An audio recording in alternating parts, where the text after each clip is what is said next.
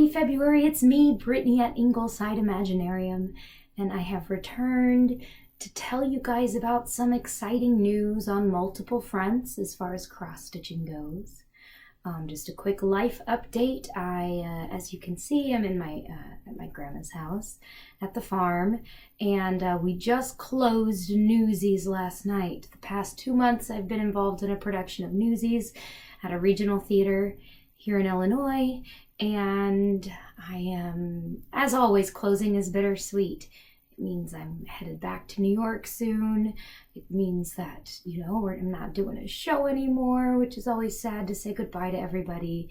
And as I've been jokingly, but not so jokingly saying, I believe that I will miss being in Newsies. However, my knees and the rest of my body will not. I just had a pretty major landmark birthday in January, and I was definitely feeling my age. So I think my body will be happy not to be in Newsies anymore, but I'll be a little sad. I was obsessed with the movie from the 90s that had Christian Bale in it, and Bill Pullman, and I think it's Robert Duvall plays Pulitzer. There's some good people in that movie. But it was made back then, and then I believe back in like 2013 they made it into a Broadway show, and so I was in the Broadway version of it. Just as an ensemble newsie. My newsie name was Elmer. I didn't change it. It's fine. I was a girl named Elmer. Yes, I was a girl newsie. I wasn't technically a boy. Anyway, that's the biggest life update. I'll be most likely the next time you'll see me, I'll be back in New York and back to work at the costume shop and back to normal life. But I have a couple of exciting things to tell you, as well as some normal cross-stitching updates. The first thing that I'm really excited to show you is I got to frame my Guardians of Notre Dame model stitch that I stitched for my mystery stitch along last year, Ingleside Imaginariums, and I really wanted a round frame for this, so I spent an evening searching through Etsy and eBay looking for a round frame that was the right size. And I saw this one on Etsy, and it said it was 15 inches across in the opening of the frame. And I measured my piece, and it was just under 15. It was about 14 and a half or so.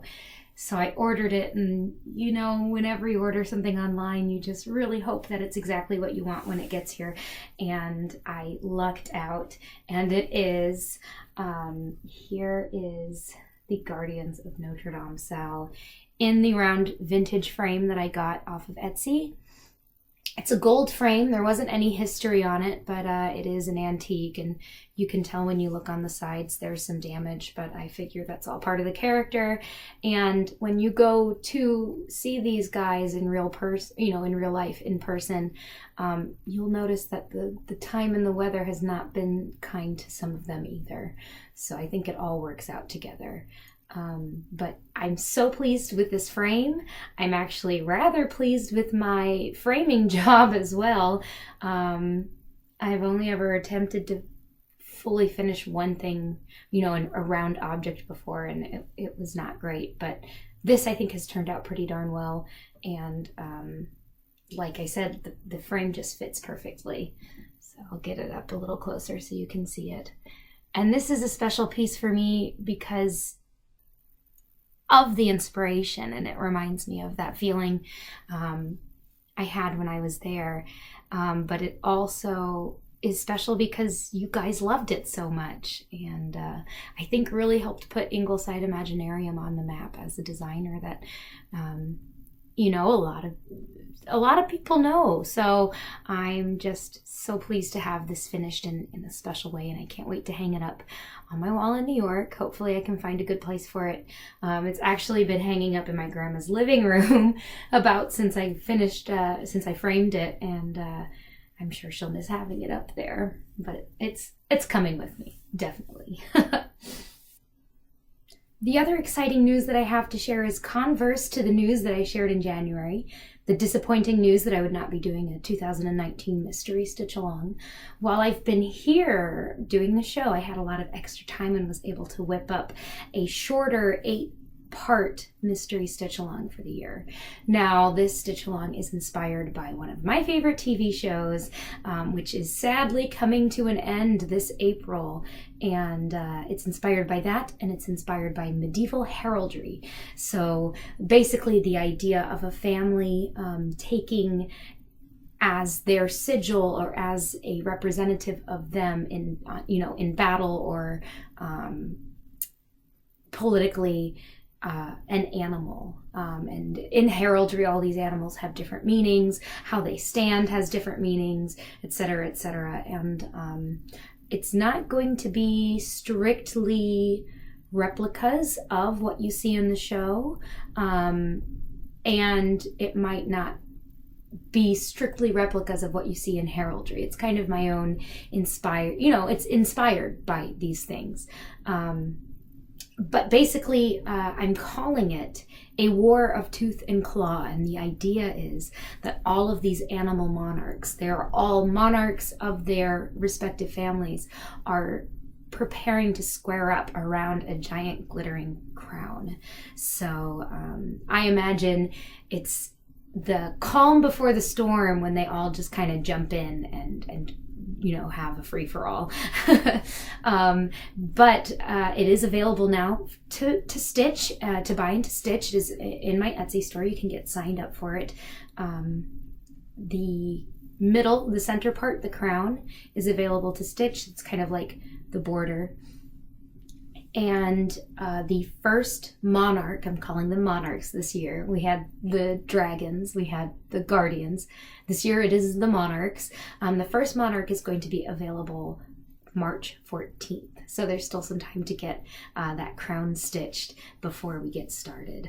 It is cheaper than my previous stitch alongs because it is shorter, and it will work the same way. So you sign up, and at not the beginning of each month, on the 14th of each month, I will send out the new part. And as I said, it's only 8 different animals around the crown this year. And I'll show you what it is. So this is the crown and the first animal monarch. And you can see here the crown is made it's stitched in all metallic, so you can really see the great sparkle there. 3 colors of Petite Treasure braid. It's the first time I've ever used it, and I quite like the effect. And I'm excited about it in this stitch along too, because as you can see on our first monarch here, this is the Stag. He has his own glittering crown. So each of the animal monarchs will be wearing a crown as well. And this is the first month's monarch. You just saw a little sneak peek of the second month's monarch, but yes, that is the Stag. And I looked it up, and if you're a fan of this show, you'll know what happens to the family that have the Stag as their representative animal. I believe the stag or deer mean kind of a representative of peace and not really looking for conflict, which is interesting because in this show, the main guy who has the stag as the sigil is the one that kind of caused all the uproar before the show started and claimed the throne originally. So it's interesting. And I'm going to go into, as I release each monarch, I've always kind of liked to add a little tidbit of the history or the inspiration for the dragons in the first one and the guardians last year. And this time I'm hoping to go in a little bit, do some research, and say a little bit about what the poses and the animals and the colors represent. And, you know, maybe in just my videos I'll talk about whether that kind of goes along with the show or whether it doesn't go along with the show. But in this case, it's kind of you know, the opposite. But he's looking pretty mean. He's got his antlers ready to throw down here, and that is the first animal monarch. Yeah, look at that glitter. I'm so excited about this. Now, the piece on this piece of fabric, I originally designed it so it would fit on a fat 1/8. However, this fabric is 28 count Sandcastle Jobelin by Witchelt, and it's ending up wider than the square in my design program. And so I don't think that the stitch count and the stitch calculations in my program are correct for this fabric, because I'm pretty sure that it's gonna come out to about here. And this is not enough. Well, it is enough, I'm sure, for a professional, but a lot of people, it's not enough for them to comfortably frame. So when I recommended fabric for this design after having stitched this and realizing that it's not looking quite like I've experienced fabric in the past, I recommended the whole fat quarter. So if you go by my fabric recommendations in the pattern, you'll get the whole fat quarter, and you can stitch in the middle, or you can, you know, measure in however you would like to do it. But that's just a heads up, that's a warning. I know in my Etsy listing, I list that depending on your fabric, this could fit on a fat 1/8. However, a fat quarter is recommended if you're using this fabric, because I've noticed that the weave of the fabric feels pretty chunky, which I've used Picture This Plus hand dyes in the past for my sals and a lot of my personal stitching. And so that would probably, you know, partially explain why it feels, you know, it caught me off guard. But yeah, I'm really excited about this, and I just wanted to get stitching and keep stitching, which is why the second Monarch is finished on here as well. And once I get pictures of it, I might as well start the third Monarch, and they just stitch up really quickly. And I actually have been enjoying the chunkiness of the weave of this fabric, because I feel like it makes my stitches look really nice. But yes, that is the new 2018 Mystery Stitch Along. I already have quite a few of you joining me on it, and it's been neat because it's a lot of repeat buyers. Etsy tells me when people are repeat buyers, and that just makes me feel all warm and fuzzy that you guys are coming along with me again this year. So thank you for those of you that have already signed up, and hopefully you enjoy stitching it when it finally when the first Monarch comes out. And now I'm gonna have to move this guy who is oh so comfortably sitting on my whips. Well, that was convenient. Thank you, Rhaegar. And this is just a normal whip update after that. So I mentioned in my whip parade that one of my new focus pieces was going to be my sister's memorial piece for her dog that she sadly had to put down last fall. And her name was Loretta Lynn, and she was a German Shepherd Border Collie mix is what they believe. Just a big, beautiful, black, long-haired dog. And I took her picture, put it into my cross-stitch program, and then tidied up the colors and added some lilac branches at the bottom, because my sister and her husband have lilac trees in their front yard, and Loretta used to enjoy lying under them in the summer, and my sister would sit on the porch while she lay out in the grass and sniffed around and all that. And they would just hang out together. So that's what she picked. And I know it's going to be really nice when it's finished for her to have that to remember her dog by. My sister's birthday's in April, so it would be really nice if I could get it done, but that's kind of leaving me only a month left before that. And we'll see. I've gotten quite a decent chunk of progress done, I believe, since I last showed it to you. But first I'll show you what it's going to look like.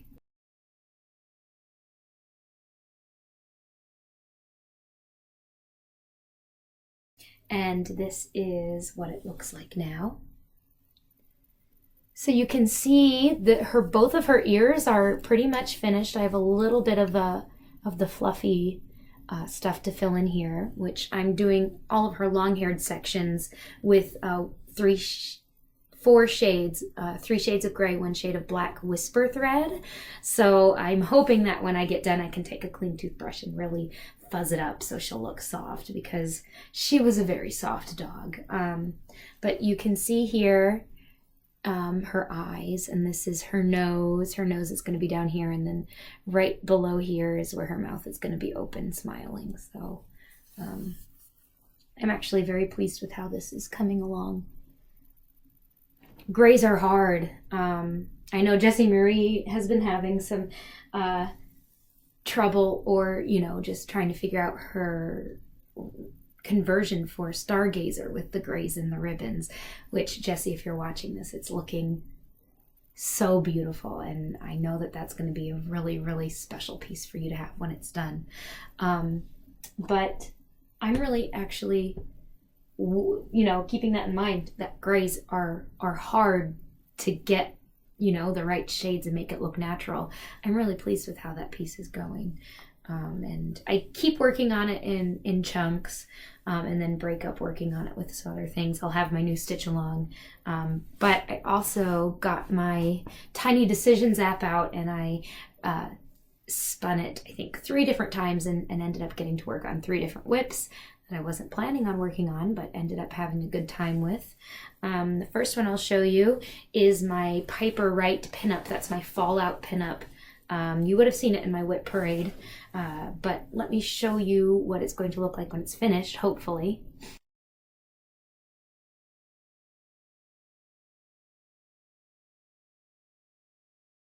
This is a piece of art that was originally done by an artist called Crystal Graziano, and I got permission from her to convert it into a cross-stitch chart and personally stitch. So I'm stitching it on a piece of hand-painted 18 count 8 at Rhaegar. You are not being helpful. He just got hair all over everything. It's a good thing you're cute. This is not working. I already had to stop this and stop it once because he was being a nuisance.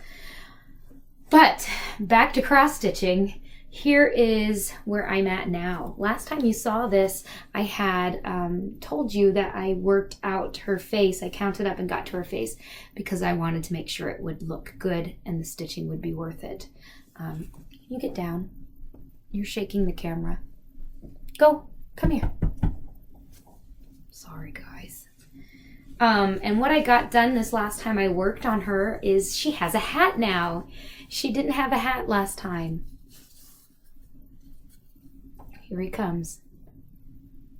So I'm actually really excited with how this is coming along. Getting that hat on really helped to make it more of a figure, if you can understand my feeling there. Is it just anchored the head a little bit so it wasn't just a floating face, and I think it's turning out really cool. I'll probably work to get in and try and do her hair next so that it's not just, you know, a face. It'll have everything around it to be a person's face. But I'm pleased with how that's going, and it was fun to pull out and work on because I hadn't worked on it in a long while. That app is really neat. You know, it's random. It's completely random, and I've got all my whips on there. So it was neat to see what I was going to be stitching on next. This next one, it's funny that it spun this one because this is another video game piece, and this might be a finish, and I kind of want y'all's opinion on this. It is my Epic Pokemon Cross Stitch Generation 1.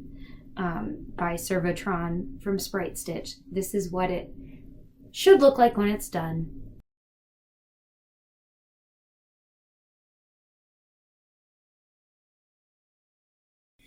And this is what it looks like now. Last time you saw it, I had started this guy down here, Blastoise. And I finished him, although I just realized that I'm missing 2 stitches down here in his tail. But here's my thought. It kind of looks good the way it is right now. That's the 9 starter Pokemon, or the 3 starter Pokemon in their evolutions. This is my second oldest whip. And if I were to stitch the whole thing, you know, I think it would be like that big. And when I started this, I was not designing my own patterns yet. I only had a few whips. This was one of my very first Mania pieces, Stitch Mania pieces. And just where my life is now and where my cross stitching is now, I just don't know that I have the time or the motivation to do the entire piece. So my thought is, maybe this is finished. And I put it on Instagram, and a lot of you on Instagram also agreed that maybe this is finished. So I have to do some thinking about it. I don't think I'm heartbroken if it is, because it looks nice. I like the way this looks, and you know, I think everyone who is a fan of Pokemon, these are some of your favorites. So I'm pretty pleased with that. I think it looks nice. I love how colorful it is, and you know, it's just got that nostalgia to it. So a mini finish or a finish, not too bad, not too shabby, I'll take it. And then the last piece that I've been able to work on since I saw you last, I take that back. I'm gonna have to go and get the other piece I've been working on. But this is the other piece that my Tiny Decisions wheel spun, and it is a Little House Needle, or no, this is, I'm sorry, Country Cottage Needleworks piece. It's called In the Meadow. This was a Mania piece from, I believe, 2016 or 17, I don't remember. But it's going to look like this. It uses classic colorwork threads and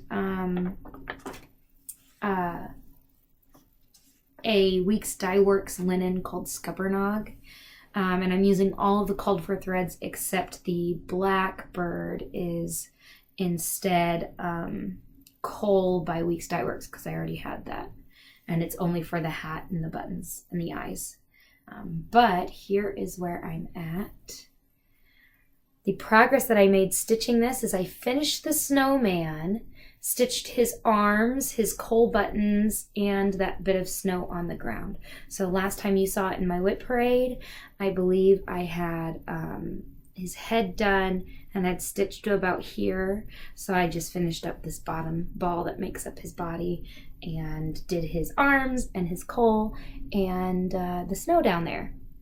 And I think after this is done and edited and I'm trying to upload it on my grandmother's internet, I'm going to go back in and finish up the snow along the bottom, because then after that I have the trees to do and then the bottom border, and this puppy will be done.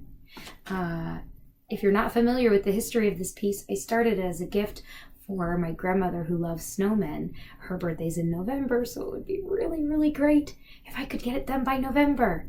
Surely I can, like that's very reasonable. So this might get put on as a priority piece as well. I'm gonna go get that one piece and I'll be right back to show you that. So the other piece that I was able to work on was the other piece that in my whip parade I said that I wanted to make a focus piece to hopefully finish this year and then release the pattern. And that is my water dragon. I got to work quite a bit on filling in his fins, and this is what he looks like now. So he is on a piece of fabric by Under the Sea Fabrics by Leslie, and it is a 28 count linen in the colorway As You Wish, which has some gorgeous greens and light blues, and area that I worked on, and sorry he's a little wrinklier than everything else because I hurried to give him a quick iron before showing him off to you, is that tail is now pretty full. I think I was able to fill in, starting here, all of this section, which is quite a bit of stitching, and now that I've gotten to these shorter bits, it should go quicker until I get up here to his bigger back fin, the dorsal fin, if you will. But yeah, he's coming along. It's nice to get a big chunk like that finished. The lighting is not doing him justice. But yeah, I'll get back to work on him too sometime soon. Anyway, that's it as far as stitching goes. I made a stop at Hobby Lobby to get some supplies to frame my guardians. And while I was there, I bought some even weave. But other than that, I don't have anything new to show you. I don't believe. But, yeah. Thanks for watching. And again, thanks to you who have joined the new Stitch Along. I'm excited to get to spend the year with you guys again. And, yeah, anyway, that's everything. Hope everyone is doing well. Those of us in the Northern Hemisphere are all, especially in the United States, and I imagine everywhere, it can't just be here, but I believe we are all ready for warmer weather. It's been really terrible where I am, especially because I'm living at my grandma's farm this year, and the weather has made it really stressful to make other arrangements. If it seems like I wouldn't be able to get to the theater, we've canceled some shows. We've had late starts to shows. It's just been a hassle and it's been frustrating. And we're all ready for the spring. So hopefully where you are, you're staying warm or you're staying cool.